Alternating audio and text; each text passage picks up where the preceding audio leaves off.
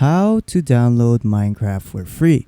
So hello everyone, so in today's video, I will show you guys on how to download Minecraft for free. So without further ado, let us begin. So the first thing that you need to do is go to your web browser and then just search up for SK Launcher. And then once you're there, just click on downloads right here and then choose the platform that you are using. So I'm using Windows. Scroll down until you see download.exe. Click on that, close this ad, and then there you go. SK Launcher is now done downloading. So open it up, wait for it to install, and then there you go.